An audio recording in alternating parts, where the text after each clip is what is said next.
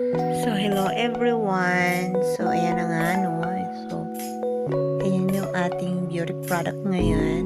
Himalaya Aloe Vera Gel. Dahil adik yung meow nyo sa aloe vera. So, ayan. Ito-try natin yan. First time kong gamitin ito kasi wala akong choice. Ang ganda ng packaging at ang bango, guys. Ayan.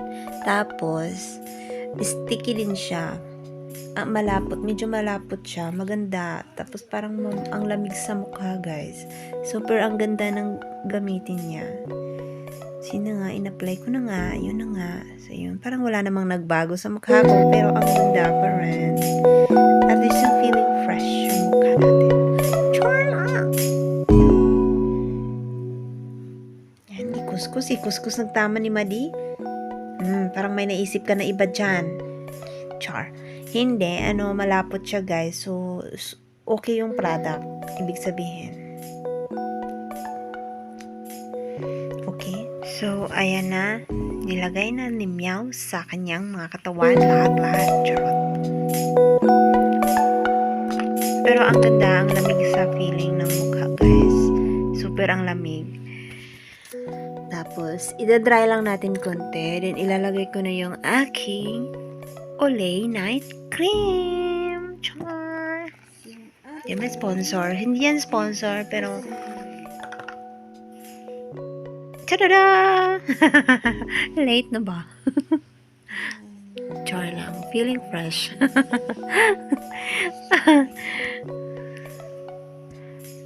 Mainit.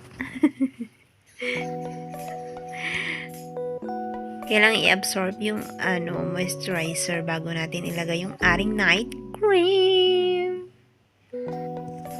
Uuwi talaga, Meow. Bakit ba? Ano nangyari sa'yo? Bakit ganun, ha? Yun. Kinagat na ng lamok. Kinagat. Hindi ako nakabili ng day cream kasi mahal, wala akong budget.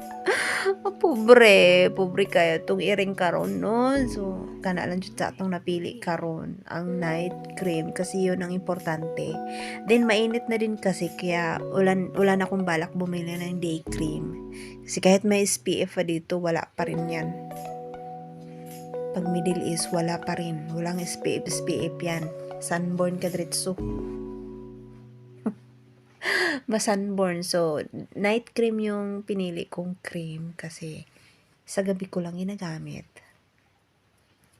At maganda sa mukha, guys. At least na yung mukha natin wala ang mga kunot-kunot ba kay kinilaging kanang tigulang na.